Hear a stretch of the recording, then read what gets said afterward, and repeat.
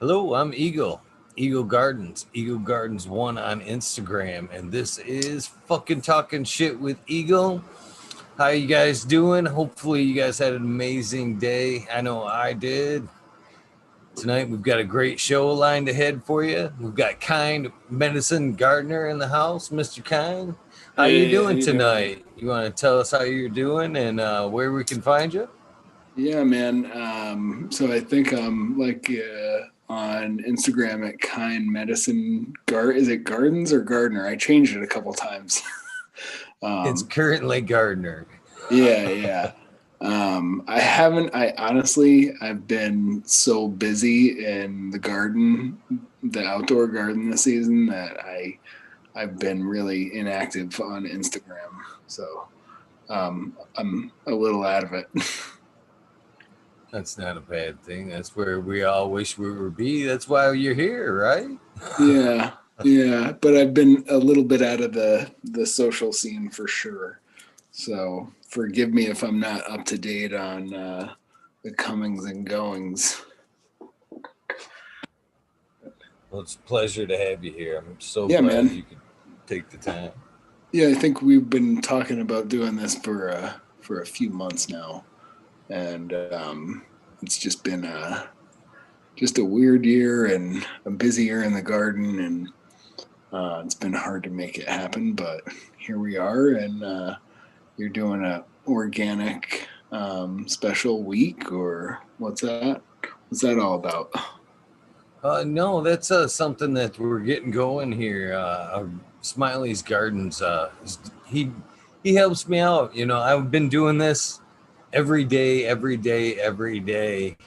And at some point, I went, "Hey, man, you want to help me out and give me a day off and do what you love and what they love, and that's talking here about organics." And he said, "Hell yeah, man, I'd love to help you out." Cool, So he nice. started the organics takeover basically because Okay, I'm still a cocoa and salt grower mainly, okay, and so the organics takeover is him taking over the channel for a nice. couple Got times a week, or well, actually it started out with once a month. I think we're up to bi-weekly now, and I'm hopefully we can get it down to where once every Wednesday he's doing an organic episode with somebody like similar to what he last night, hmm. Scott. So Yeah. yeah. Well, I'm honored to be a part of it. It's the first time I've done any sort of podcast, video cast type show like this in terms of growing or in terms of anything. So it should be interesting. Right on. I'm honored, man. I'm honored.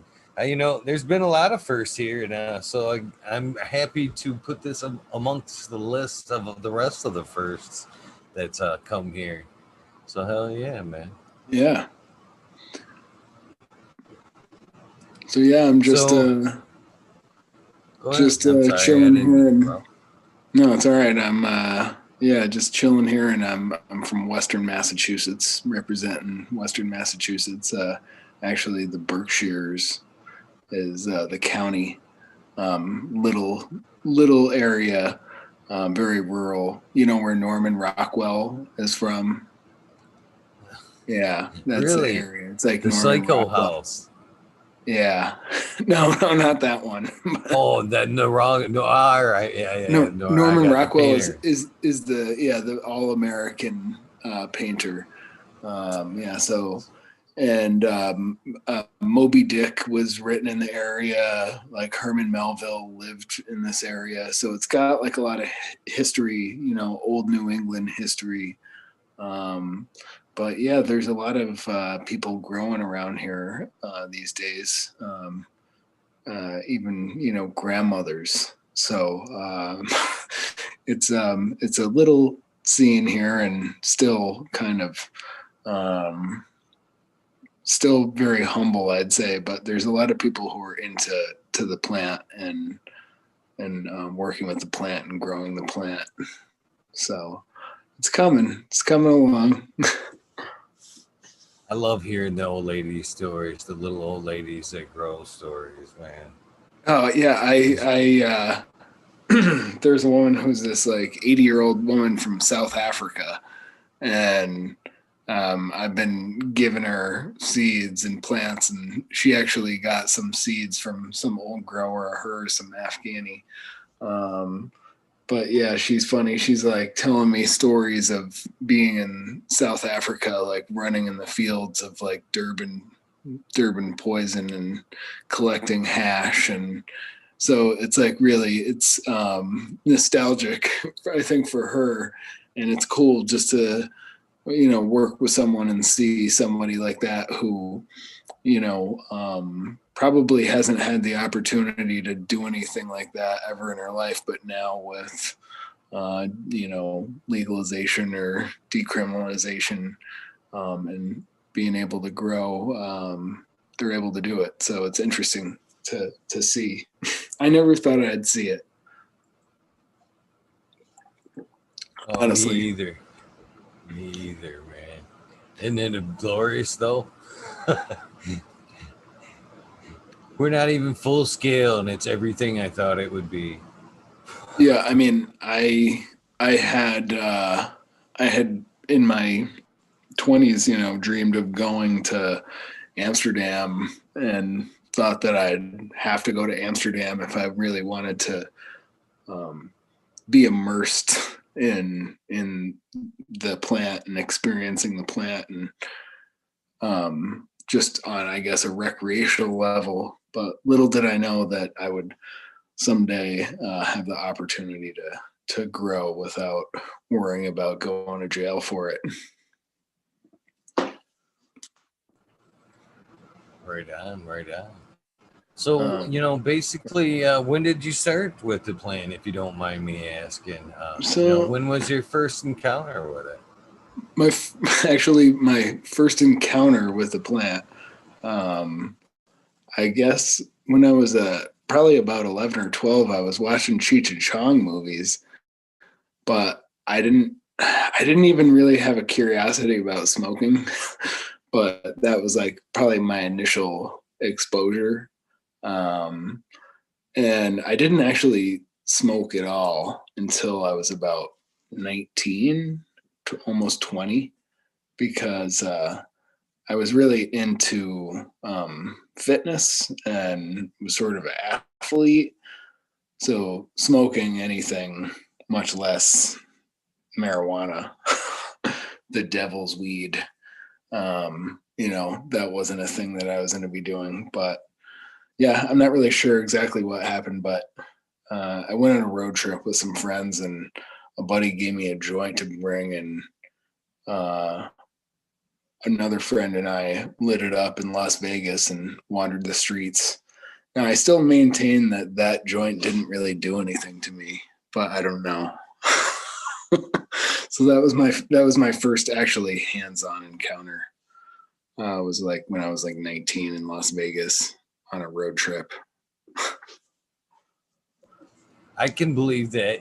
I've heard that from a lot of people. They don't know if they've gotten, high that first time, and I've got a little theory on that. And again, it is what it is. Uh, I almost think that there's a barrier there, almost, if you will, like a cherry that needs to be popped, and once it's gone, it's gone. You know what I mean? Just a slight, new in the box. Once that you break that barrier, it's gone. And I think some of us that do kind of, initially get some kind of buzz off it, I think we're raised around it. So through maybe, Yeah, secondhand smoke, or, whatever, maybe it was raised prior to our first, time. sure. So That's I don't that's know. possible. That's possible. In my house, I'm sure I smelled it many times in hindsight as a kid. Um, I had a parent who was an artist, and they were regular consumers. So I was definitely around it, but didn't know what I was smelling at the time. Right on, right on. So So at 19 there, how'd you let you? You said you didn't necessarily feel it, but when was the second time? I mean, how? I'm not sure how much after that was the second time, but I remember just it was at a friend's party when I would say the first time that I really got had like a deeper experience, and it was just joyous, and I just remember uncontrollable laughter to the point where I like couldn't my jaw was like sore for days. I had this one buddy who was just sort of cracking me up, and I remember eating ice cream, and it was like the most epic bowl of ice cream, and it was just some crappy ice cream from the grocery store, but it was a totally new experience eating the ice cream while on cannabis. So I think early on, the things that I noticed were that I could hear music better, and had a deeper appreciation for music, and that influence on me was clear. And then also, yeah, just food, having a deeper appreciation for food, and I really like to eat hot food, like really hot Indian and Thai food and shit like that. So I found that the combination of like a little bit of cannabis and some really nice hot vindaloo or something like that was could be sort of a transcendent experience.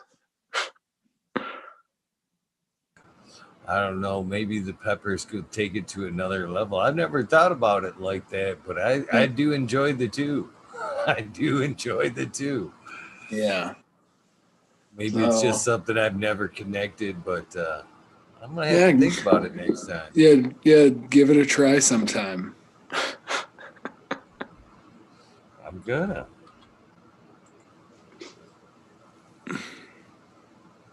So yeah, I mean, I fell in love with it. I mean, early on, and it sounds like you did too. Yeah, I think it was pretty immediate, I guess, love affair, you could say. And I definitely in in the course of I never really stopped smoking for too long, or sometimes I maybe stop smoking for a little while and use edibles, um, mainly for reasons of chronic pain. Um, that's sort of where my evolution in like relationship with the plant has taken me, and that's kind of more what it's about for me, and like sharing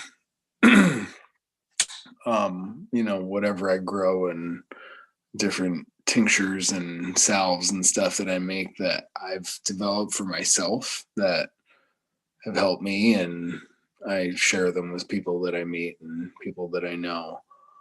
Um, so that's the that's where I've sort of arrived at, out of the recreational thing.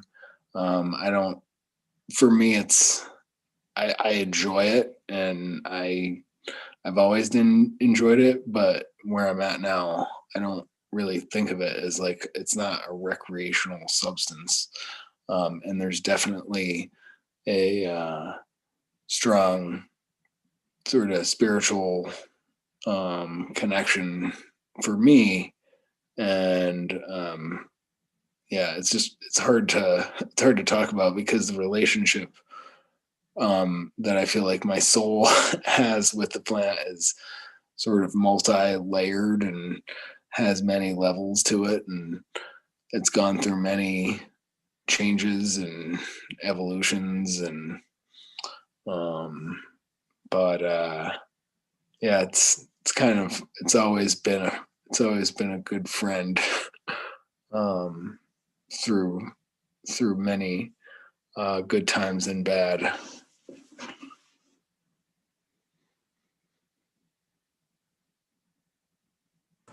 I have to agree 100% there. 100%, you know. For me, I've always said that it was pretty well recreational for me up until unknowingly. You know what I mean? I think we all started out with rec because it was nobody was sure talking about it being medical back then. But I think, yeah, like you said, we just kind of come to realize later on in life through our journeys that how it's helping us in a different way. For me, that hurdle, that door opened when I started cultivating it. You know, I gained a whole new respect about what I was doing and how I was taking it and why I was taking it. And it is that maybe how it applied and when it started changing for you to be more of a spiritual and medical issue or medical thing. Yeah, I mean, I definitely think that had something to do with it in terms of when I started actually growing. I mean, I think I know I was on um and have been on like a seeking sort of path my good portion of my life, I'd say. And there's an intersection um of that seeking with the plant. I don't know that I wouldn't say it's the sole, my sole tool or source of my seeking, because I think it goes deeper than that. But not to diminish the relationship at all. And I can't really, I'm so grateful to the plant that, I think it's probably saved my life on some levels. I, had some addiction things and alcohol and other drug use and abuse and self abuse. And I think if it weren't in part for the relationship with cannabis, I'm not sure that I would have come out the other side in as good a way that I maybe was able to. So, I'm glad to hear that. I'm glad to hear that. And it's walked me through a lot too, man. Good times, bad times. It's so easy to come in here stressed out, bummed out, whatever, and just kind of lose yourself into these plans. And as far as like the spirituality aspect of it, man, there's no doubt in my mind that they can go hand in hand. A little bit ingestion, and I think more and more religions are actually kind of taking note to it behind the scenes. For sure. I mean, a little bit before, some meditation to help, clear your mind and calm you. I mean, I've actually, I talked to Hoto Herb one yeah. day, and there was just something about him. He had that atmosphere of like Zen. You know what I mean? And I asked him if he meditated, and he says, to be honest with you, I meditate every time I use cannabis. He said, think about it. Every time I light up a joint and step outside because I smoke outside, I like to get outside my environment. He said, I inhale and I'm indeed controlling my breathing. I'm being aware of my environment and aware of my breathing, and I'm slowly losing myself into my pattern and letting the cannabis take effect. And so, yes, every time I use cannabis, I'm indeed in some type of meditation. And I thought, wow, that's pretty on spot there. And I think it's very key. I think, as far as spirituality goes, it's very key to, rest your mind and let you kind of reach that frequency, basically, that in my eyes is a lot of the next level. Without offending any kind of religion, I think that source, if you will, rides along the lines of frequency. You know what I mean? Yeah. So yeah, I think it's a necessary tool when it comes to spirituality. Yeah, I mean, it could also be, I guess, or I can just speak for myself that it's a tool to maybe enable you to get out of your own way, you know. Exactly. Um, and it's easy. You can still be, consuming the plant. You can still get stuck in patterns, but kind of like how you said that Hota herb, what he was sort of espousing, I think, is definitely like the ultimate, and um, in terms of how you approach your working with the plant, and so much of that, I guess, is like it's easy for me to get sort of upset because I feel like so much of that is lost in today's commercialization of the plant and turning it into an industry and a commodity. And I think it was the Clackamas Coot, who I'm a fan of. Don't know the guy personally or too well, but I dig his style and that old school sort of vibe that he has. And he just said one day on an Instagram post that he said, where is Shiva in all this? And sometimes I ask myself, where is Shiva in all this in terms of the commercialization of the plant and how it's being used today? Um, yeah, I've got mixed feelings. I don't think I want Shiva involved. She's the destroyer. No, he, yeah, He. yeah. But so yeah, he's the destroyer of the ego. So that thing of and that thing of getting out of your own way. But yeah, Shiva is a interest of mine in connection to the plant. And so in India, going into the spirituality thing, they consume it's a substance called bhang, and Bhang, and it's sort of like a chai tea that's infused with cannabis oil and milk. And then they probably add sugar to it and a lot of spices like cardamom and cloves, and there could be some black tea in there, and that's like a sacrament, and you're considered to be like worshiping Shiva when you drink bhang. Did not know that. I'm liking. I'm liking this angle already. Please. Yeah, yeah. So I guess I'll go back just a little bit, and the first time that I grew wasn't actually that long ago. It was probably about 6 years ago, and there was this guy who I knew who was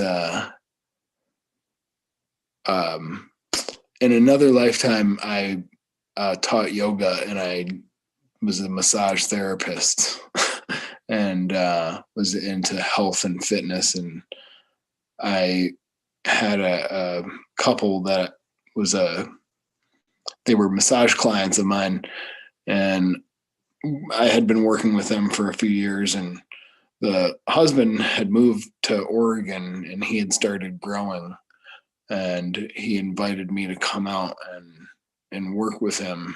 And so I took that opportunity. He was trying to get me to come for a couple years, and I couldn't make it happen, but yeah, I finally made it happen. And started out in Oregon on a couple plots of land, farming out there outdoor. And yeah, I mean, that was, I grow a little indoor just for fun and to keep me busy. But I'm basically an outdoor guy. And so that was my introduction to growing. I did basically like a full season out in Oregon, in Southern Oregon, growing for this guy. And it was quite the scene, and um, not really what I was maybe hoping for. It certainly wasn't an environment where I felt like people were really interested in like the healing aspects of the plant. It was definitely sort of um, a, a small community in Southern Oregon. I think there was probably a lot of other drug abuse and stuff going on in that area, and I think the growing scene was like just largely, driven by the cash. And and I got to see a little bit of that, and it's not really what motivates me.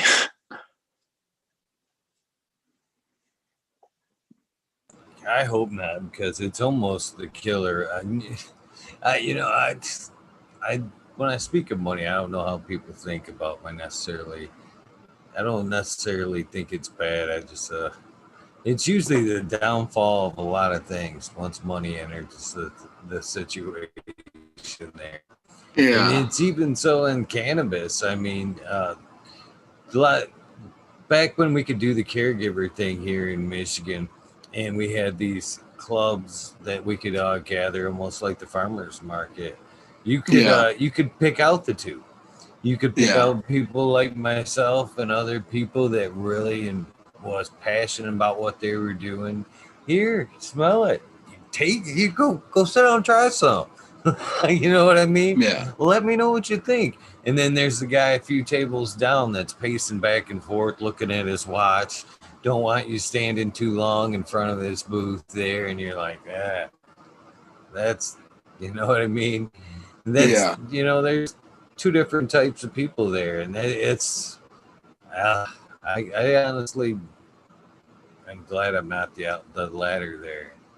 yeah. It's they just suck the soul right out of it. They're in it for all the wrong reasons. You can tell by the way they pace and look at their watch and the way they That's deal with funny. the patients. Well, so this is a funny little anecdote from my time in Oregon that I'll share with you. Um, the individual that I was working for sort of reminds me a little bit of that character that you're talking about, sort of anxious, pacing, not really ever truly at ease. And make a long story short, he was very mercurial character in the sense that he could be smiling and joking with you one minute and sort of turn on you in the next. So it was sort of a weird situation that I was in. And so one day I'm in the morning, I think maybe I didn't have any work to do in the garden, and I just actually sat on the earth in the garden that I was living next to and taking care of the plants. And, was meditating and got into a nice little meditation. Maybe I'm there for a half hour or so. And the boss calls me wigging out. He's like, "Where the fuck were you?" And I was like, "I was in the garden meditating." And he's like, "What? Meditating? Meditating in the garden? There's no meditating in the garden." And I just thought, like, well, why wouldn't you want that? Like, what? And so it was interesting that, so that was like the vibe that he was like bringing into his garden. And and sort of imbuing his medicine, with that sort of attitude. And yeah, it was just basically about money. And I got screwed out of some money. But yeah, basically at that time, it was not a good scene. And I had to keep reminding myself that I just wanted to be there to be close to the plant. And so that was like the one saving grace. It wasn't about money. I wasn't making a lot of money. It was really just about seeing the whole process. And just basically I learned a lot about what not to do that first year growing with this guy on his farm. And I know subsequent years, I think he had different people come and work for him, and I don't think they lasted too long. And I think he was maybe even got in a physical altercation with a friend of his that was working in his garden.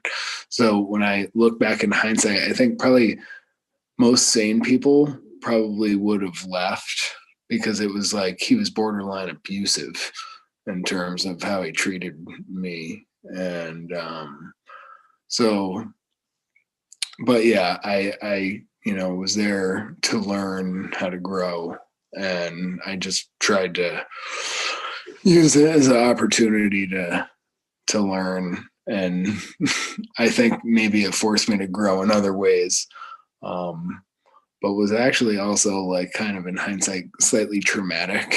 And just and the Oregon scene at the time was much further along than what it is now on the East Coast, and in terms of the money and competitive nature of it. And still, the alternative market still thriving. That's another thing I wanted to say. I don't like the term black market, and I don't use it. I think it was Ed Rosenthal who coined the term, or I heard him say the term alternative market. And that's the term that I like. That's the term that I use. I can say I like it a lot better myself too. Just sounds better, you know. Yeah. And it should be. It's an alternative to it's not like that. At least in my case, I'm not growing illegally. I'm a caregiver. You know what I Mm-hmm. mean? I take pride in what I'm doing. So why should it be labeled anything less? Why should I take on a street term Well, and be ashamed of what I do?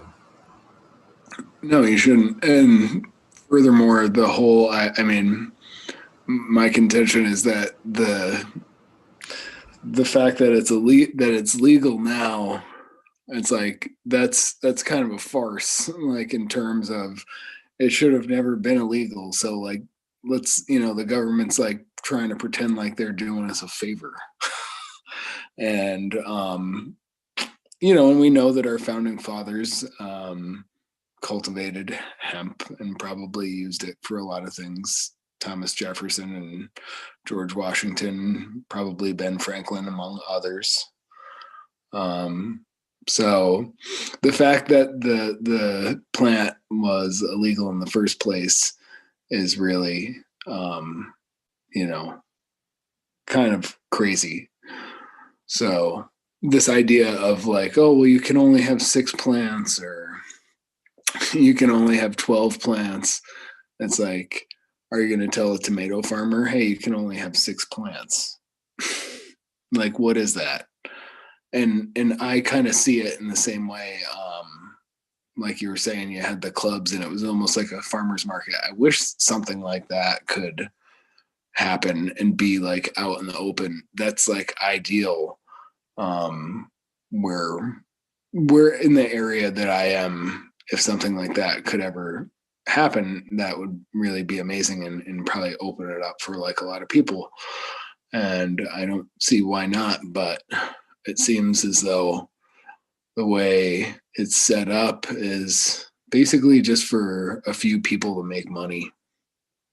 And that um, that sometimes is like upsetting, just from the standpoint of, not in terms of me, but just society at large. Like, I mean, there are people who are being employed by, legal cannabis businesses, sure, and maybe they're making a living, but I'd argue that it's, in most cases, in most states, it's probably just a few people who are getting really rich off of the plant, off of the backs of the old school growers and cultivators and breeders who worked in the shadows for however many decades. So that's sort of, I feel like there's this, we're at this precipice, or we're at like some sort of junction where it's like you kind of need to make a stand for like what you believe in. And that's kind of where I'm coming from. So I might, forgive me if I come off as opinionated or anything like that, but I am. That's all right, man. You're entitled to your opinion, and I respect it. You know, it's it's no problem here, man. You know, Well, yeah, not so much you, but I'm maybe speaking to whoever might watch or see this. Like, I don't want to sound arrogant. It's more about like, I have just, there's certain things that feel right and don't feel right, and I've sort of, over the course of years of, again, because of growing is sort of why a big part of I feel the way that I do. And being with my plants and knowing my plants, and just having that relationship, to me, it's so much different than what you're potentially getting from plants grown indoors in a big industrial environment, where it's just sort of cookie cutter and there isn't necessarily any attention paid to the individual plant, and it's just about mass production and ultimately the bottom line. And I think, like you said, when money comes into the equation, you get something else, other than just the medicine. And I'm not saying, I'm sure dispensaries are helping a lot of people, and I'm sure there's a lot of good medicine there. But I personally, I don't consume anything from the legal market. I don't have any desire to or need to. For me, if a friend gives me something, I'll try it, if they grew it. But yeah, I don't want anything from dispensaries. I feel much of the same way. I've been asked a lot of times myself, do you believe?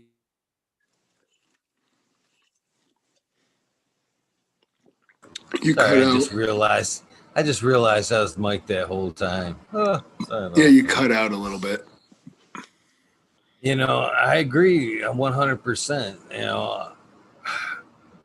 I just don't think that on a large scale, on a big automated system like that, there is such a thing as, like going to be a craft cannabis, and I think it just isn't achievable unless, like you say, there's got to be that individual touch, some love, individual love with each plant. They have to be touched. They have to feel that vibe. Can you achieve, a decent, good cannabis on a large scale like that? Yeah. Will it be as good as a hand touch craft cannabis plant? Something? No, never. I don't think it's even possible. I really Right, don't.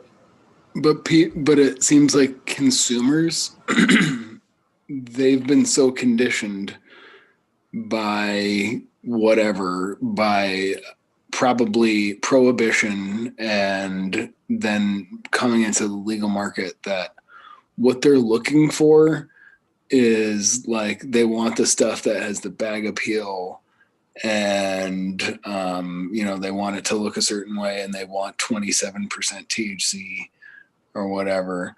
They don't And even know what that means. right, right. That's the So sad thing. like for me, like I don't that's I'm not chasing some THC number, or I'm not like trying to make stuff for, for extracts.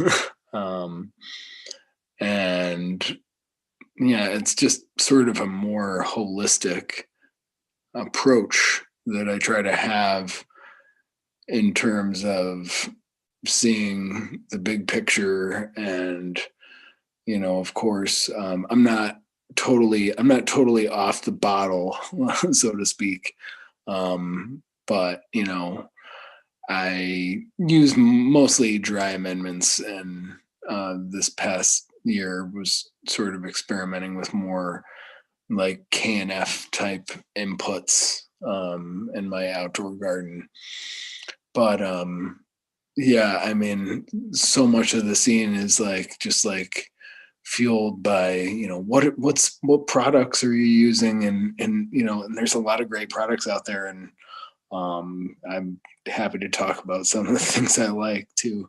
um, but yeah, just the industry, the way that it is, it's just sometimes it feels like that love, and just love for the plant, and knowing that the plant doesn't really, doesn't really need us.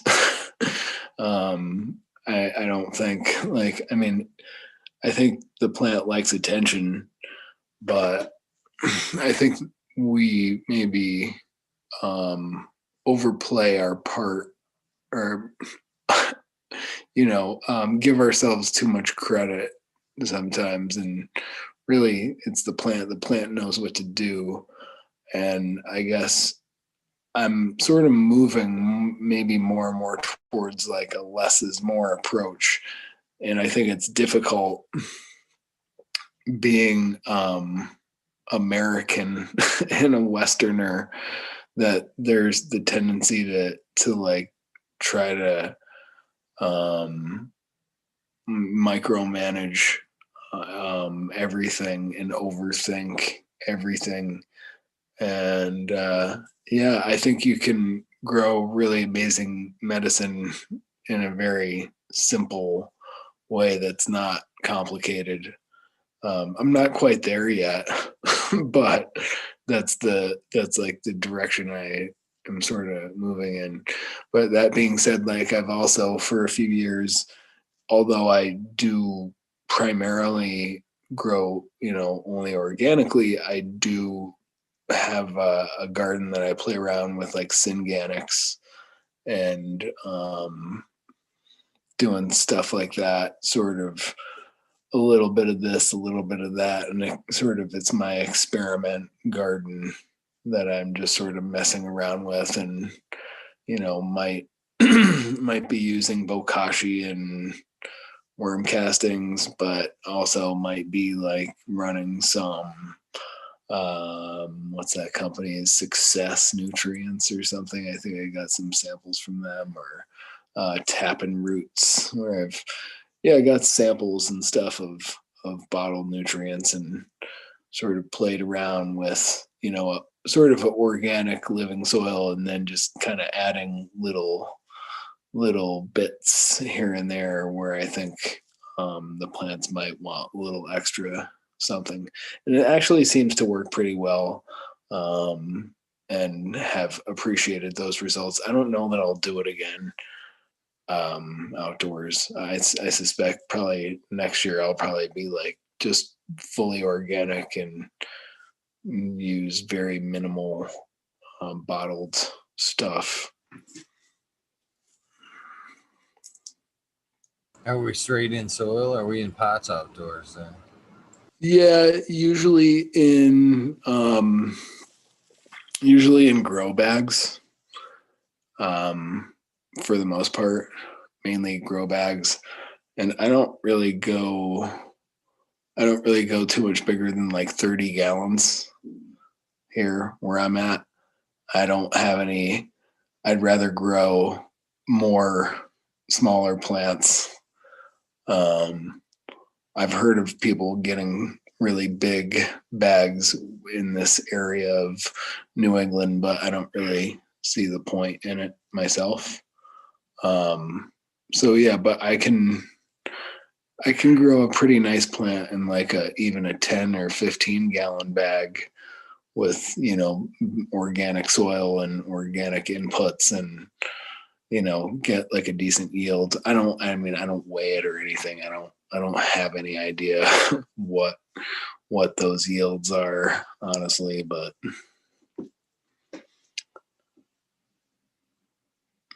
What kind of strains are working for you over there in the outdoors? What kind of stuff? That's very dependent on the outdoor there. What's yeah, working? one shout out that I'd like to give is breeder by the name of Bradley Danks. I don't know if you know him. Bradley Danks, yeah, he's in Oregon, and he does these Jaeger crosses, like Jaeger Schnitzel, Jaeger Punch. Um, uh, there was like a strawberry coffee Jaeger cross, some things like that. So yeah, it seems like the Jaeger crosses do really well in the New England environment. Like minimal problems and just like hardy plants, not too much bud rot.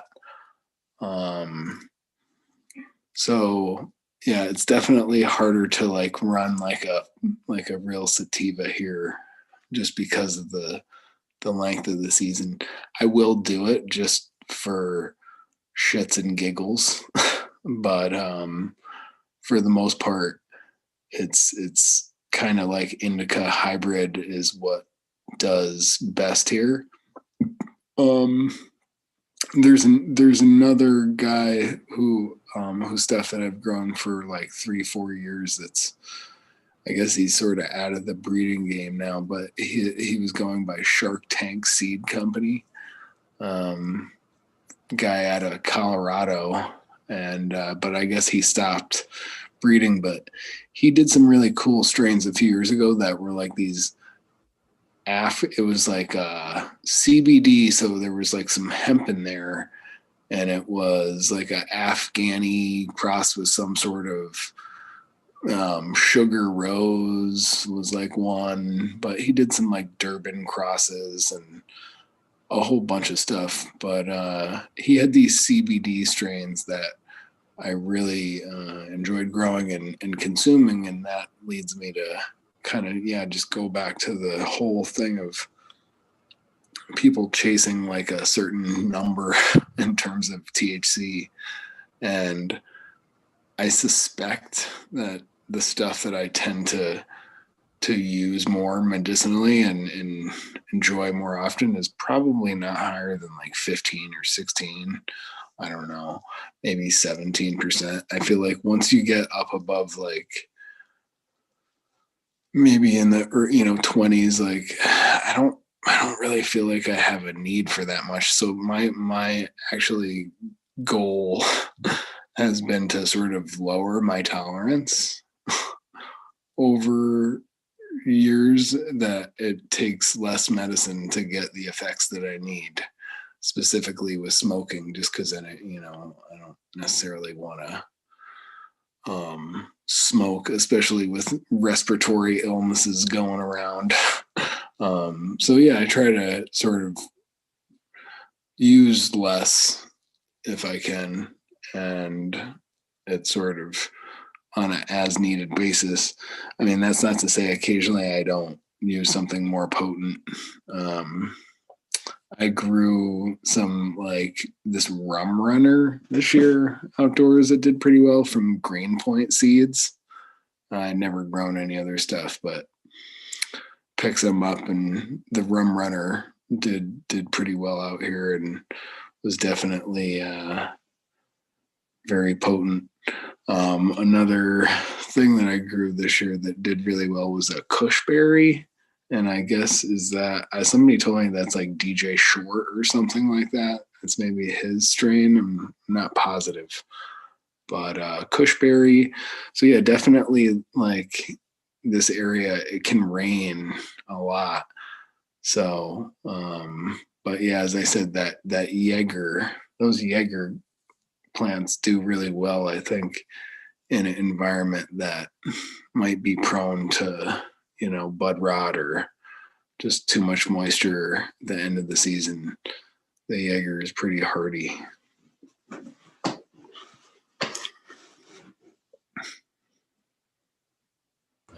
Nice. So, I mean, 30 gallons, I can see them being some nice sized plants. And, it just helps in a lot of reasons, I would think. Problems be minimum. If there's a problem with one plant, it isn't affecting the whole plant. It's just the Yeah. one little one that can be pulled off and out of the way. Harvest. Harvest, I would think that to be a huge plus. Just drag one in at a time and not necessarily have to worry about taking that whole thing at once. Yeah, basically. Lots of pluses I can see in doing a few smaller plants there. I think I just yeah, I'm also still figuring out like what works, but I think I've got a pretty good idea of next season more what I'd want to prioritize. And I think like anything I can sort of, let's say, like guilty of wanting the like variety and just getting a kick out of different variety and being able to share a lot of variety with friends. So I think, I've maybe in the past grown too many different things that might not grow well here, or also just have too varied of a feeding schedule, or just too varied of factors in terms of like what they need, and maybe sort of overextended myself or been overwhelmed with like trying to manage too many different things. I completely agree with you on the THC factor. Uh, it's such a bad example of on how to choose their medicine. Back in the first days of here of like medical cannabis was such more the right way. It's in the days of COVID seem, like a little less wrong with the way a lot of people are germaphobe currently. But Right. being a package, being looking at numbers, a little sticker that people don't understand, and getting a package that you can't necessarily feel or smell until you get home isn't the answer either, because it isn't the number that necessarily matters. For me, back in the day, it meant so much when you could grab the jars and no numbers or nothing, just basic names on top of the lids there. You open them up. You let your senses do the work. Your senses almost Sure. never let you down, man. Oof, woof. That's the one right there. It wasn't. Oh man, what's the THC on that? I Right. think that's that THC there is. For one, it's a bad example because it doesn't necessarily break it down into which molecule it is together. But it's Well, just a horrible example. I think it's like the higher the individual THC count just takes it out of balance. I could see if, as sure. growers, if all the numbers were going up consistently, but it's not the way it happens. I think the higher that THC is where we're going wrong. But like I said, everybody, I think, probably mainly because of prohibition. Because I mean, I was discussing this with a friend recently. He's like, yeah, you wanted, if you were going to pay $70 for an eighth, like you wanted something that was going to knock your socks off. You didn't want you didn't want any like CBD infused stuff. Like, I mean, I'm saying when I was younger, like so the strains that I like grew up, the only strains that I ever heard about or that people claimed, which I don't know if it was actually legit, was White Widow, Sour Diesel, and Northern Lights. Those were the only strains that like anybody ever touted as like, oh, this is what this is. Maybe some Kush. Maybe I heard like maybe a little bit later, like there was some OG Kush or some Kush. But other than that, I didn't know any strain, when I was like 21 or whatever, just starting to consume the plant. And it's interesting to me, and I'm like a crazy seed collector and do little pollen chucking projects and like love to do that. But at the same time, sometimes I just pop like a random seed. I say, oh, this one looks good, and toss it in and see what happens. And yeah, I had a lot of little plants this year that I didn't know what the hell they were, but it doesn't matter. Like, and I feel like the whole scene of the different strains is just sort of out of control. And again, that's not to diminish it and people's art. And I know there are people like amazing breeders doing awesome things, but also like you don't necessarily need to get that $150 pack of seeds or whatever to grow.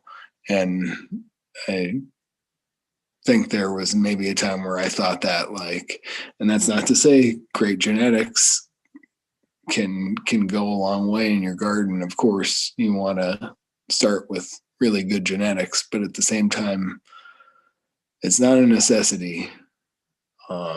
And the first plants that I grew were just that I grew on my own, not in someone else's garden.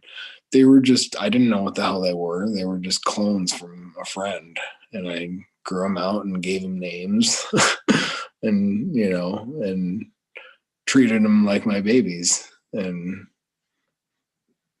so, yeah, I think the whole strain thing is maybe a little, people focus on it a bit too much. But again, that's like part of how the business end of things drives the whole machine, and people getting caught up in that. But also, I think it's cool that some folks are able to make a living and just breed cannabis, and thank God for them.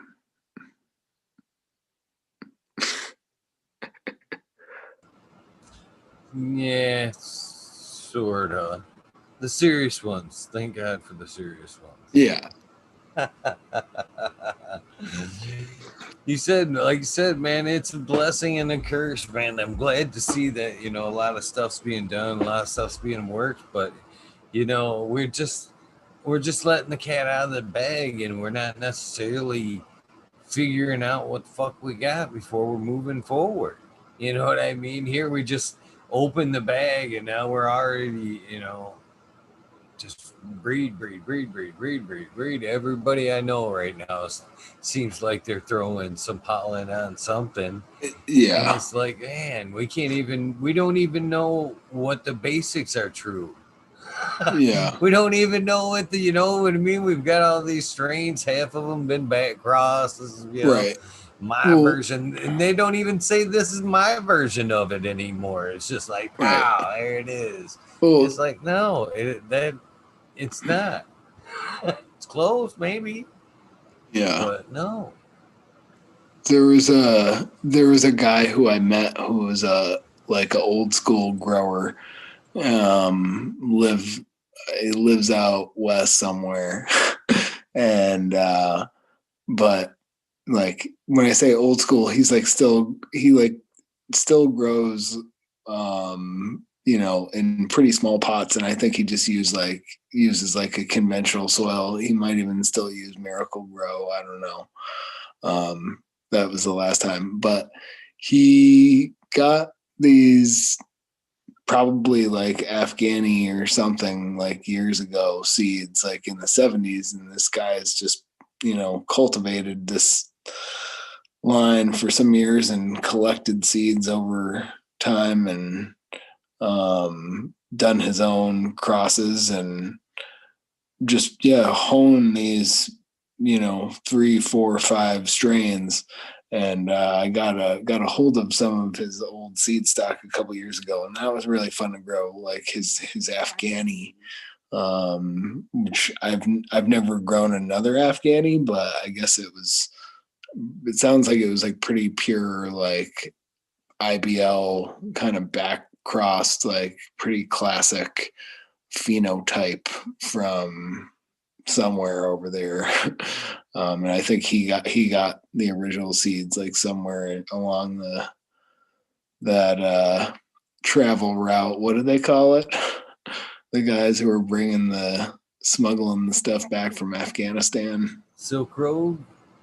Yeah, yeah. It was like the modern Silk Road of the new cannabis breeders in the 70s or whatever in California were. So yeah, that was fun to grow. And yeah, I'm definitely sort of curious about some of the more classic type genetics. And I know, like, landrace stuff, I know it's harder and harder, probably to come by.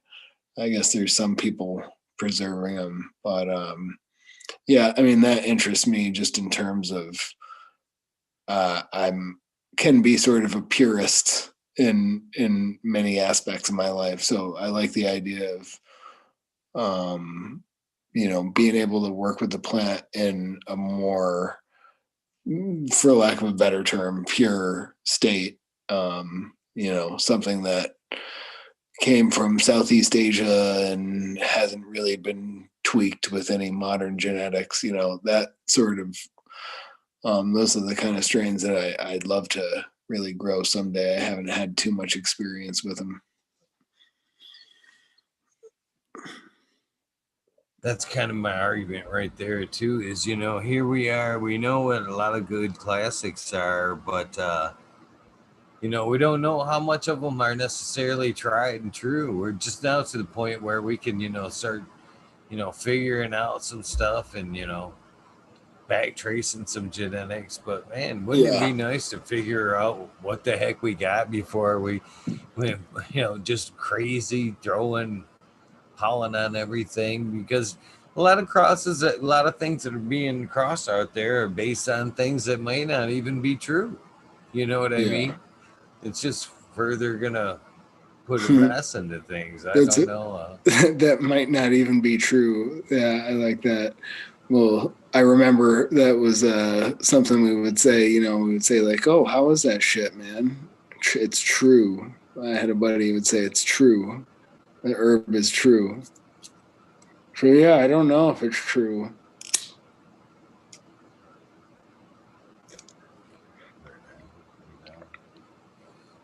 What you smoking on? What do you got in? What do you got in your paper there?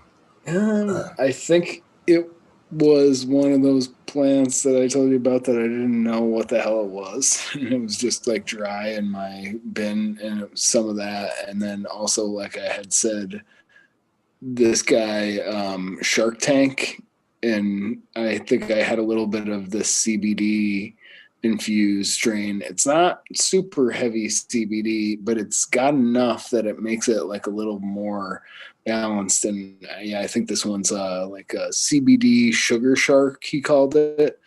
So it's not like a 1-to-1 or anything like that. It's definitely higher THC, but a little more moderated by the CBD for sure. Like you can use it and still function and do everything you might normally do.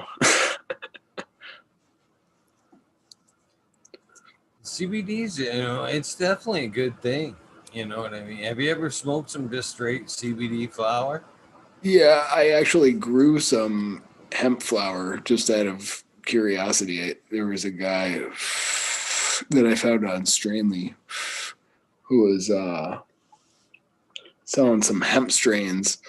So I think it was last year I got some of his hemp seed and grew a few of those plants.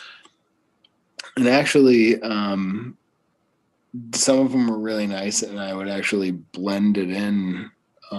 Like I might roll a joint, and I might use like half and half. And I started to realize, like, oh, okay, like I don't necessarily need to chase like that one strain or believe that there's that one strain that's going to maybe be the thing for me medicinally. And maybe it's like a combination of a couple different things, and that I could roll a joint and do equal parts or whatever, I felt like I needed in the moment, maybe a little less, something a little more balanced, and or could even take like something that's like sativa and add like a little bit of the hemp to just sort of even it out a little bit and make it a little more balanced.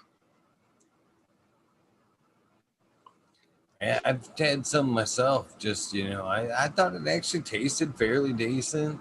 And Yeah. for me, I actually just saved it for when I thought I would. I was having some anxiety, and actually, I used it just for that when I had some, and I found it to be quite relieving. So Hmm. sometimes, THC when you're it got some anxiety going can further spin you. Yeah. So Sure. just to have something to be in that, you know, I don't smoke cigarettes, but I'm definitely in the the habit of smoking cannabis.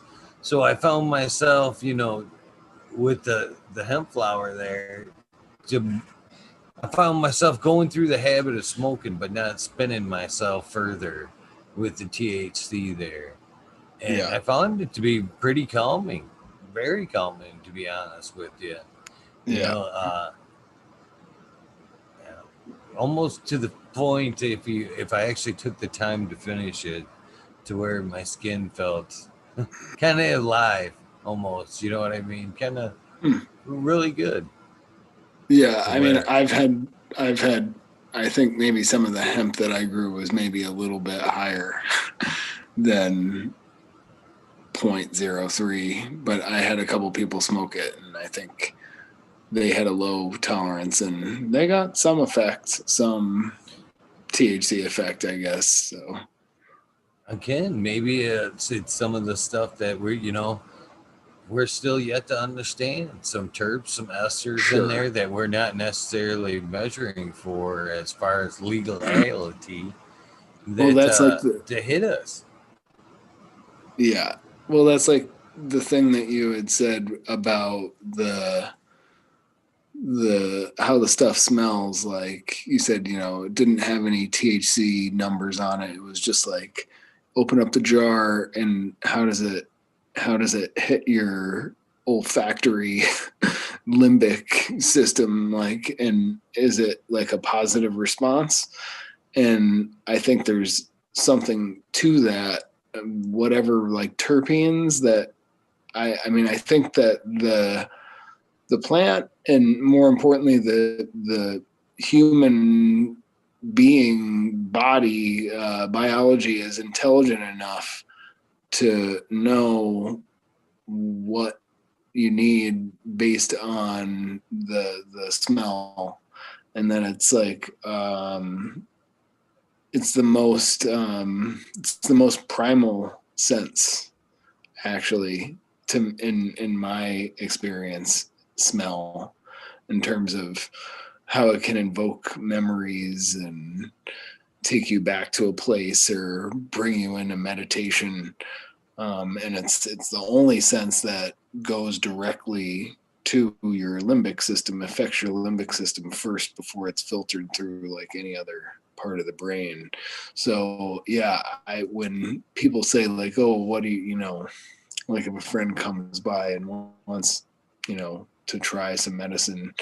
And I encourage them to, smell a few jars, like see what, just without knowing anything about it, without imposing any idea of sativa, indica, CBD, or anything like that. Just smell it and see, what smells right to you. And I think there's something to that.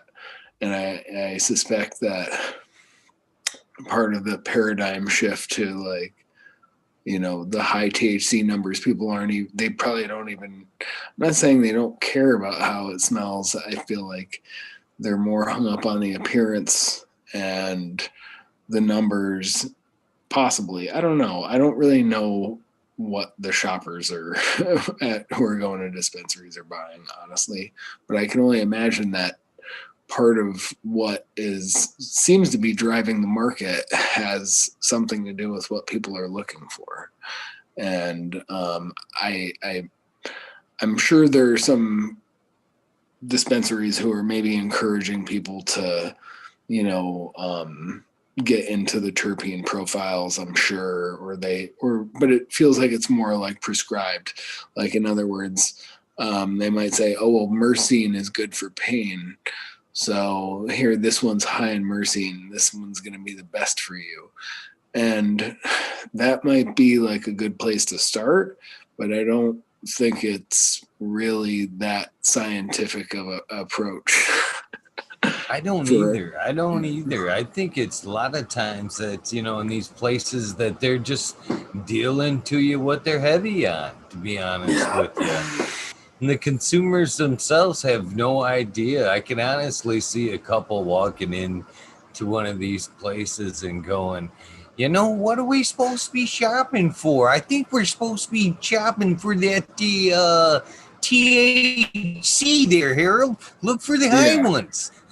You know what I mean? Yeah. And yeah, I think that we need to concentrate on more of an education on, what they should be looking for, versus, just numbers. You know, Yeah. I don't know what the solution is to that. I mean, I have friends who shop at the dispensary, and um it seems like that's what they're concerned with. Or this is the thing, this is one thing I notice in society at large, especially in America, but I'd say probably just in humanity, is there's a lot of nuance that is people aren't seeing in any given situation. And when you think about cannabis, just, or approach it in terms of like what's going to get me the most blasted, then there's a lot of nuance to that experience that I believe, it's been my experience, that you're potentially missing out on if you're just like looking at it as like, what's going to get me the most high. And that if that's your only question that you're asking, then maybe you're asking the wrong question. right? I mean, yeah, you're right. I mean, you can't even go by how the flower looks anymore. I've had some stuff that looks like straight up salad, just leafy, but just turn around and just knock me right on my ass. Something that you didn't even think twice you would, grab for in a, in dispensary or whatever. Sure. And Well, how does somebody on the other side, like you're saying, an uneducated person, put that into the equation? yeah, I don't know. I mean, I had a friend helping me do a little trimming recently, and he said, I'll be honest with you, he's like, I don't know. He's like, my friends who are going to the dispensaries, he's like, I don't think they'd want to buy this stuff if you were selling it. I don't think they'd want to buy it. I said, oh, really? And he's like, yeah, it doesn't. he's like, it doesn't have that look that they're, and it's like, so that was kind of eye-opening to me. I hadn't really struck me to that degree, but I guess that's the case. And I mean, I don't, that's their prerogative. I mean, I'm not selling it anyways. So, but So yeah, did you it's, tell him to take some and go smoke this shit with your buddies and see how they yeah, fare on that? I said you can decide on your own, and then you can go to the dispensary and try what they have to offer, and let me know what you think. Um, the one time that I smoked something from a dispensary that was like local Massachusetts dispensary was the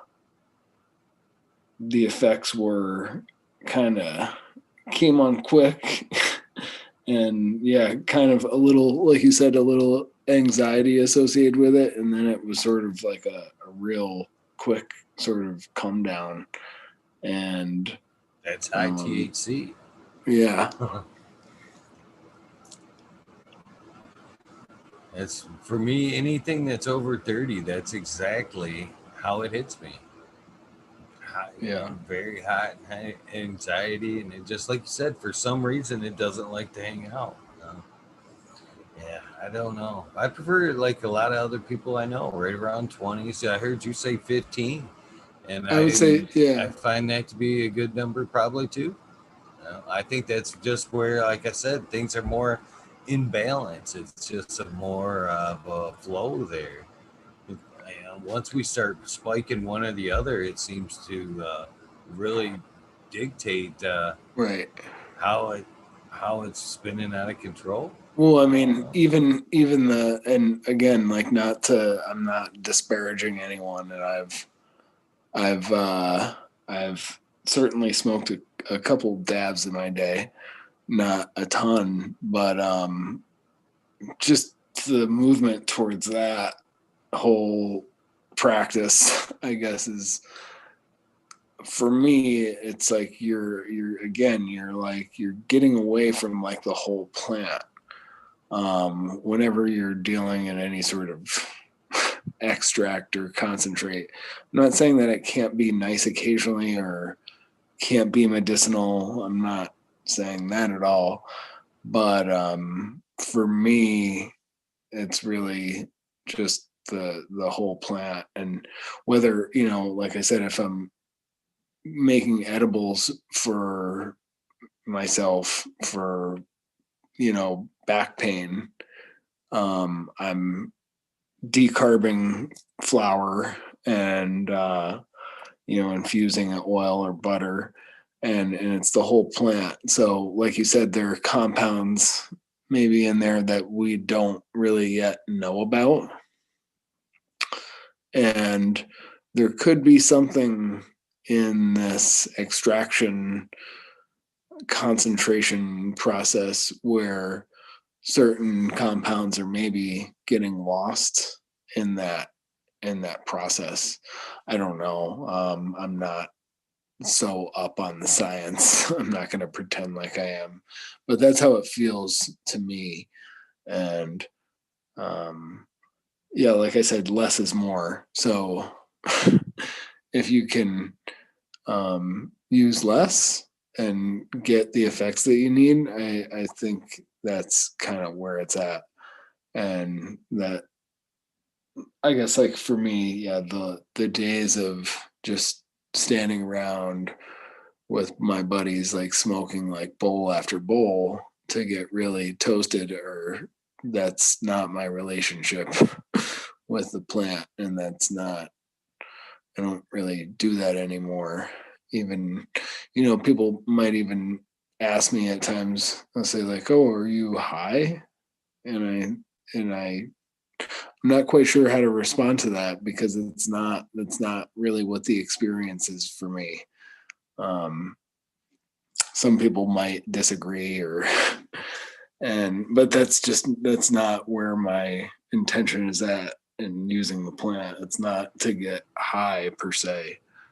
Um, it's, again, more a little more nuanced than that, in terms of why I'm using it. And, again, it doesn't always happen like Hota Herb says for me, but yeah, a lot of times I'm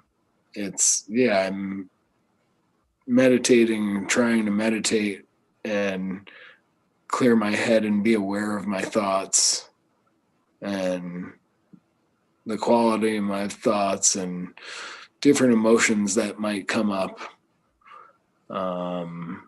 in any given moment. And yeah, for me, like there was definitely psychological healing components to cannabis in terms of, even to this day of just being able to let go and, might like forgive yourself in the moment. And you might have to do it a thousand times, but it can be a tool in helping to remember some of those things, and another big one is not feeling guilty. not feeling guilty about anything, and forgiving yourself. I found, again, coming right back to Ohota there, I think, it's high is a whole, it's a relative term. It's a completely relative term. And since speaking with him, I've found a lot of different uh, ways to relate back to that. You know, uh, I at one point I thought that it was I was building up a tolerance to some of these strains. Because I smoke a lot, and I try to keep a few around so I can mix it up throughout the day, so I can necessarily, I guess, try to capture that highness that we're talking about. But I find more often than not, it's either it's all environment. It's 100% environment. That if it ain't working, it's because I haven't left my environment. And you know, you can keep dishing and dishing and dishing unless you step out of yourself and give you a break from your environment. You could throw as much medicine on it as you want, and necessarily isn't going to change.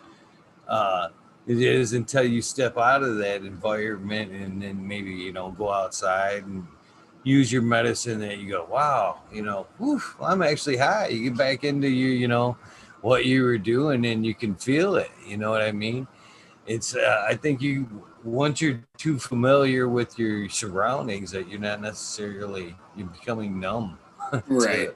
to the medicine. It's taking yourself out of your comfort zone is where you're Sure. necessarily finding you. Holy cow! I've left the house, and man, I didn't think I was high when I left the house, but now I'm kind of tore Right. up. Maybe I shouldn't have smoked that Right. last Well, week. that's the sort of line between like that experience and, like you said before, like the anxiety. And sometimes it's a thin line, is what I've noticed. So yeah, and sometimes in the past there's been a tendency to push that line, and um, I'm not so much there anymore. But I think there's definitely something to that. Like you said, it's like something that's forcing you to move out of your established grooves, that you've created in your mind, um, in terms of like yourself or the world, or others, and your relationship to others, and just giving you that shift in perspective of, oh shit, like I didn't really see things in that way. And it was the humbling experience of being overwhelmed maybe by the medicine that you come to that realization. Um, yeah. Oh, for sure. I definitely think there's a difference in, letting the medicine take effect and work, and then, or taking the medicine and clouding it. I mean, it's the whole difference of, standing there with, and this is where I think I'm using it wrong, by the way. It's a lot of times when I find myself getting stressed in like a work environment or whatever, and I want to fucking, step back and calm down for a minute, but I'm sitting there smoking. I haven't left the environment. You know what I mean? I'm just at that point, I'm Yeah. clouding it. I need to step away, let the medicine take effect and come back with that new perspective. Like you said, how many times have you been stuck on a problem and just haven't seen it? Walk, checked you out for the day or whatever, came back a little while later, and there it was in the obvious. You know what I mean? Wow, I didn't Yeah. see it before. It's the same difference. If you're smoking and you don't leave the problem, you're just clouding it. It's just like having more ideas, more ideas, more ideas, but not finding the right one. You Yeah. need to slow down and consider them all. It's definitely how you use it, for sure. So yeah, man, I might I got a couple more minutes, but I think I might have to check out kind of soon because it's getting late for me and gotta get up early and play Family Guy. No worries, brother. I completely understand. And like But I told you in the beginning, man, I'm grateful for whatever I get, man. The opportunity to get to know you, it's been huge, brother. yeah, and I'm happy to do it again. And if there's more detail stuff we can get into, but yeah, I got a couple more minutes. I don't know. Is there anything that you want to ask or? Yeah. Heck, there's yeah, I mean we haven't even really scratched the surface. I don't know how much we want to get rolling into here, but yeah, I mean we didn't actually even get to the growth side of things. We could we might just want to Yeah, save that for another whole episode there. I mean, once we get opening that door, it's kind of like cheating ourselves. yeah, yeah. I feel yeah. That's cool. Um, but yeah, this this season there was definitely huge learning curve for me. It was not not ideal in many ways, but that's how things worked out, and it was still even with like some societal and environmental stresses and whatever's going on that I could always get out and be in the garden for a couple hours a day. And yeah, I might throw on some music or a podcast. I didn't this year. I was a kind of a fan of playing music for my plants in different garden specific music, but I didn't really do too much of that this year. I was listening to a lot of informative podcasts, a lot of COVID material, and just trying to educate myself on what's going on. So that's definitely been kind of a consuming, I know, thing for everybody, but I guess for me, coming from a background of, like I said, studying health, like fitness and massage therapy and yoga and meditation and nutrition, aromatherapy, and all these things. So my take on it is, what can we do to strengthen our system in any way, whether it's, like we said, through meditation or, de-stressing techniques, because stress is the number one killer, still.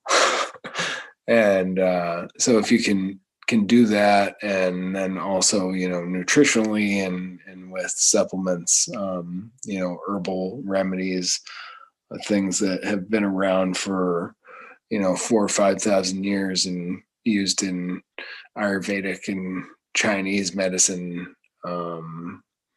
I think there's a lot there, and that's been interest and study of mine. So the cannabis is like, it's not, it's a big part of my like healing medicine work, but it's not the only part. And I've got an interest in medicinal mushrooms like reishi and chaga and things like that, and have studied different herbal systems. So that's really where I think people can maybe try to empower themselves to strengthen your immune system, whether or not you're afraid or not of whatever's going around out there. But I do think it's a good reminder, because you never know, and could something bigger, something more deadly might come along. You never know, and you want to be prepared. So what can you do? You can strengthen your immune system, and so that's a big part of what I've been sort of spending my time and headspace, I guess, for both myself. Oh, you're drinking a kombucha there? That's good. Yeah. I've made my own kombucha many times. Definitely a part of my regime at times. Man, that was a life changer for me right there. A lot of ways, man. Whew, it's been real good to me. I had Genetic Memory Farms, who is probably watching right now. We've done a lot of things on this show. A lot of firsts, like I said. We made hash on the air. We made. He came on and taught me how to make kombucha one Okay. day. All So right. there's an episode a few back. I think it's maybe 20 back now. Genetic Memory Farms, where we sat here and talked just like me and you are now. But Yeah. he walks me through the process of starting my own batch and starting my own SCOBY. He's actually Cool. got, the SCOBY he's created that night. He calls the Eagle SCOBY. This is my Eagle SCOBY. He's right there. Nice. But yeah, man, you're an interesting guy, and I hope that if you haven't been checking out a lot of the content, I hope you do, because you fit right in around here, man. It sounds like, from the spirituality aspect of it, to the yoga, to the meditation, to the way we use cannabis, to your love of kombucha. I mean, you fit right in here. So hopefully you get a chance to check out some more of the shows, and more than that is you have to do at least this portion of the show. I mean, Right. I would definitely love to get you back and dig deeper into the whole growing your grow, your technique, and all that.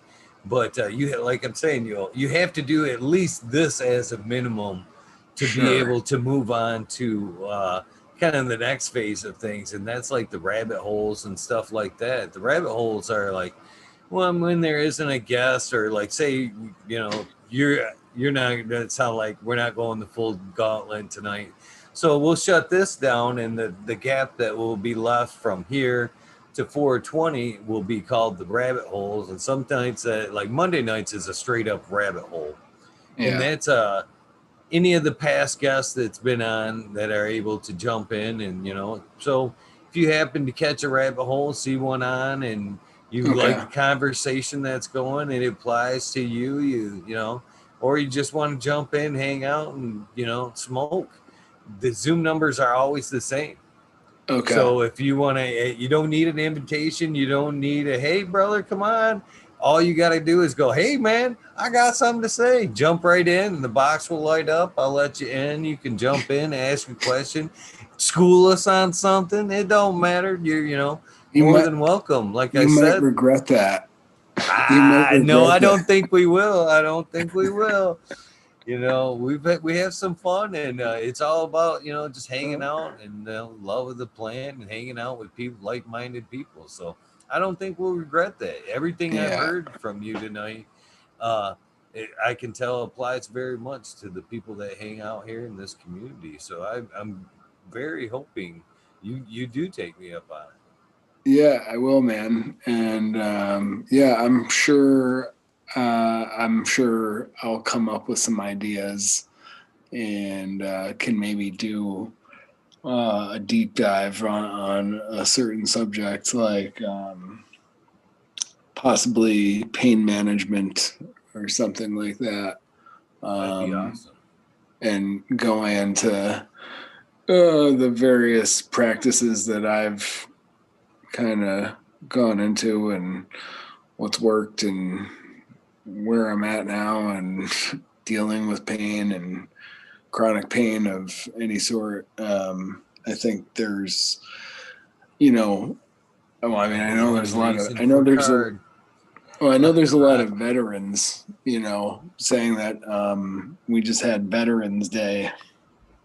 I know there's a lot of veterans that are dealing with chronic pain and conditions related to their service, and so just those guys out there, you know, um, I'd love to help anybody.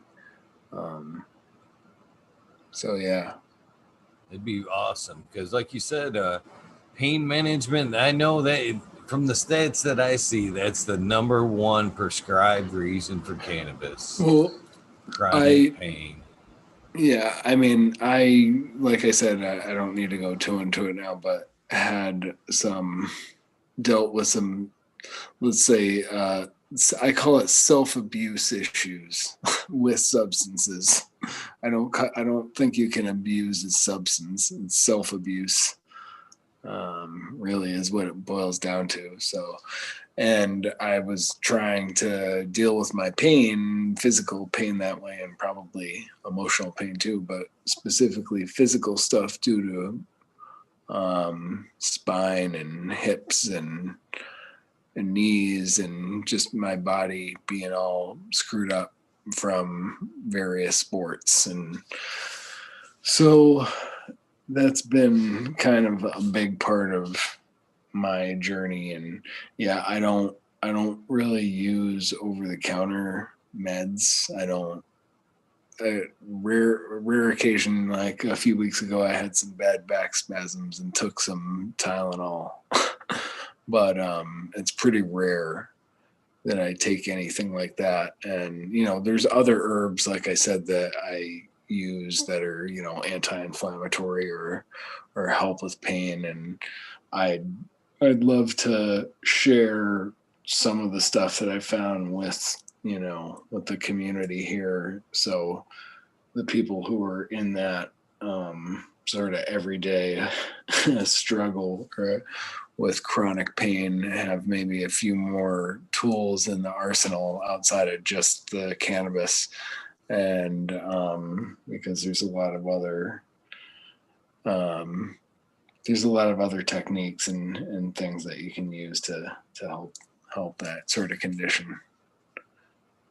So yeah, I I don't subscribe to any pharmaceuticals, and I'm not a fan of the pharmaceutical industry, and it's definitely a passion of mine to get people to wake up to the whole the whole sham of it, and why it's perpetuated and how it's perpetuated. And I mean, there's more intelligent people than me talking on the subject, but have you ever heard of Vandana Shiva? You should Not. you should write her name down. She's Vandana Shiva, Vandana Shiva. She is an activist, and she's really come out against Bill Gates.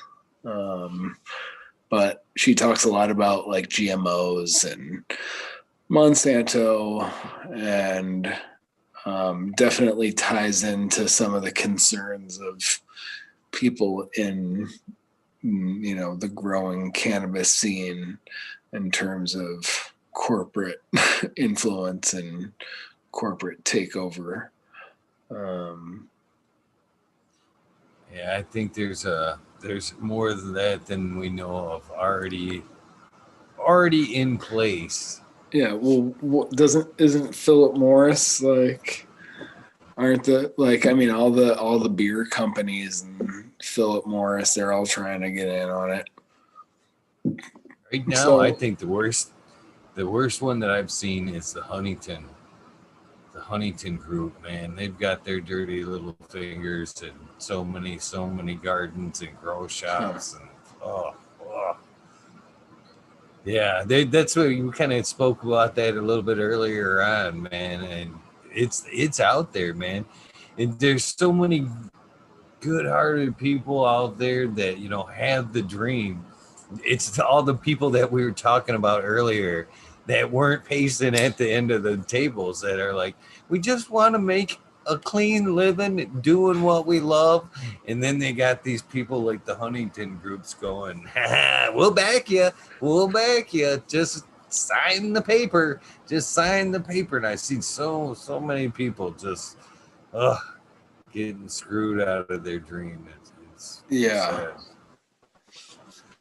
Either screwed out of it or just completely just fed up with it. You know what I mean? Just it's so hard to make it to the hoop that they give up. And it's gonna be really sad. well, yeah. I mean, when I see these like families or whatever of growers like in California who have been doing it for 30 years and they can't, continue to stay in business because of the things that they have to do to comply are make them bankrupt and they're going to lose their land, and that tells me that there's something really wrong with what's happening when that is like I don't think it's like an exception. I think that's happened to a lot of people that have been doing it for a long time can't continue to participate in the quote unquote legal market as they call it. And so yeah, I mean, like I said, my contention is that it was made illegal under false pretenses in the first place. So for them to now say like, oh well, it's legal, or like, and we're gonna control it, it's like, come on. It's so simple. It's so like, it's so easy to see for me, that it's a lie. The whole thing's built on a lie.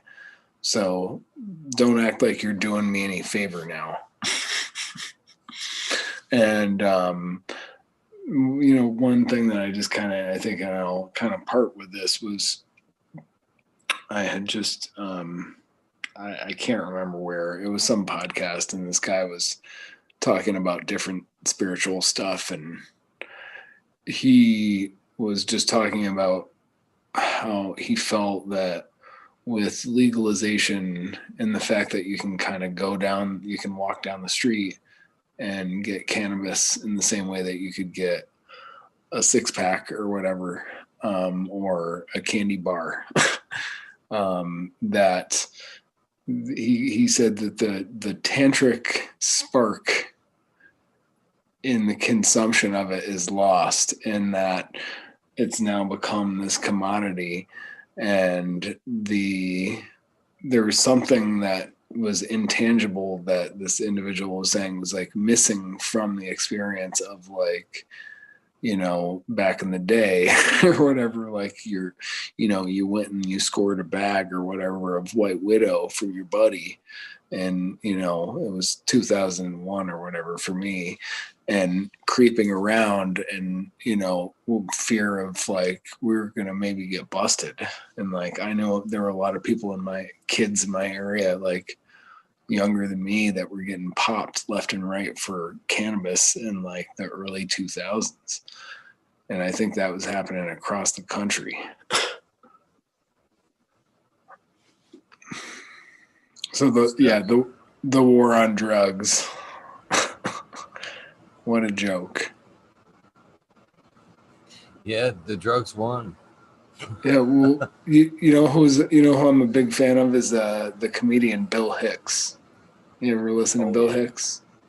Yeah, and he said, well, I think he said, I don't know who it was, but in Reagan administration came out and said, "Oh, we're losing the war on drugs," and Bill Hicks said, "Well, that means there's a war being fought against drugs, and people on drugs are winning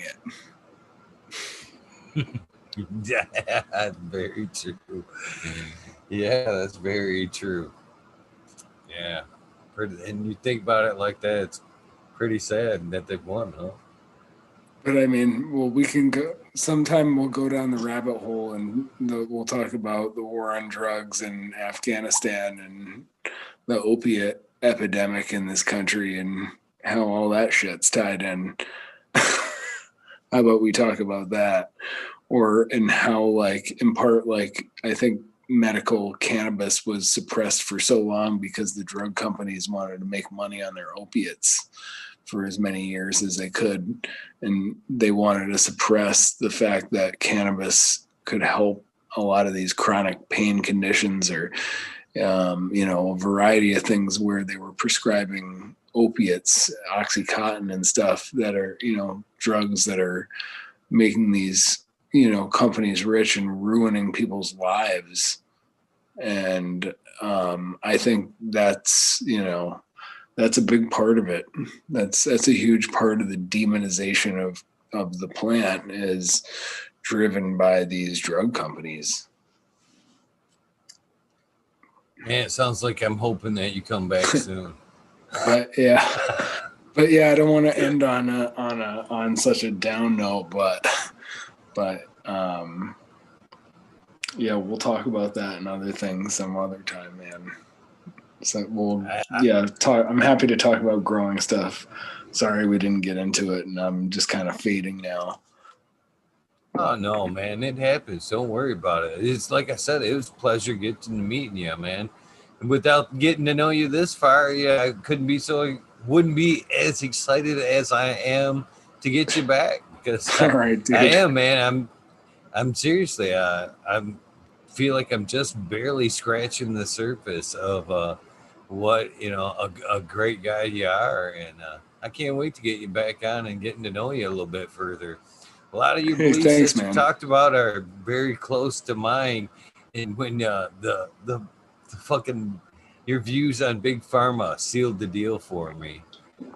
Right, well, get some time, man. If you get some time, you don't have to, but I kind of had a little breakdown the other night on 131 and how I feel, why I feel as passionately as I do about cannabis and the big pharma thing. But yeah, get some time, maybe fast forward through that, and you'll understand. I'm right there with you, man. I'm right there with you on the no pharma thing. But man, heck yeah, I'm looking forward to this. But yeah, thanks. Please Eagle. reach out. Yeah, I will, man. I'll come back, and we'll talk about more stuff. And hopefully, I didn't sound too much like a fool. Hopefully, only a little bit like a fool. Not at all. Not at all.